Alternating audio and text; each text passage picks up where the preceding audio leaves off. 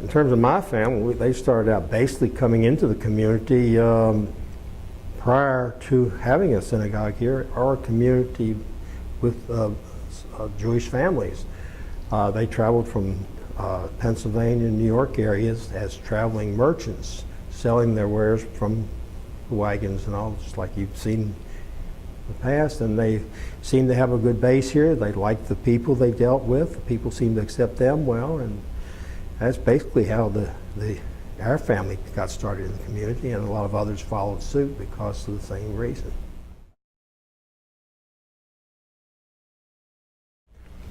Yeah,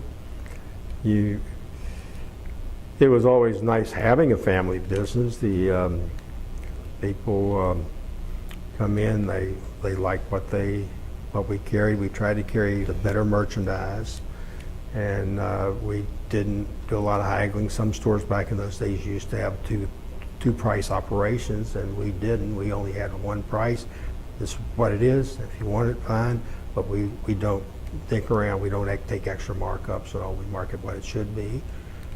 We did get a good group of people coming in as customers from all over the valley, and say from West Virginia. Matter of fact, when you have some snow like we had this year, West Virginia customers were our best customers.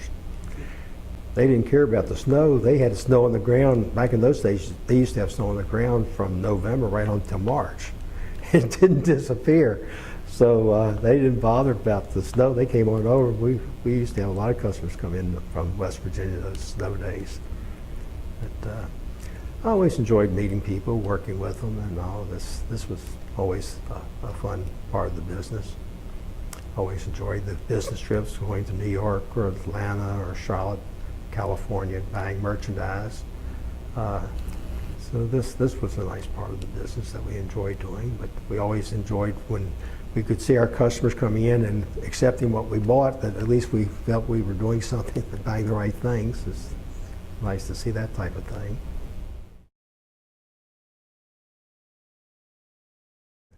The black population did live mainly in a particular location, back where eventually part of the community was in the urban renewal area, and some of the buildings in that area along with them were forced to move and change. But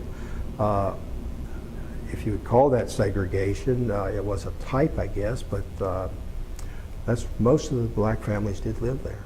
I was coming home from a movie downtown. I was about 8, 9, 10, somewhere in that area of age. Back then we did walk home and not be afraid of what was going to happen. I was going south, and this other young man about my age was coming north on Main Street, and all of a sudden somebody apparently ran across Main Street to the side where I was and grabbed my arm and pulled me into the gutter. It sort of surprised me, somebody grabbing me, but he says, "We don't walk on sidewalks with these people." We were looking at the time for other places to move, and when we knew that the renewal was coming, we had no choice, and our trustees found a location. We bought the properties and built a new synagogue. And at the time, we were discussing how much to borrow and so forth. We did need some extra money to put this structure and build a new plant for all the members. But in all, it was a much better facility. It served our purposes real well, and I'm glad we moved. We did get fortunate in some respects, bad in others, that one family member, who really wasn't even a member of the congregation, passed away and left their estate to the congregation. That helped us really finance the synagogue.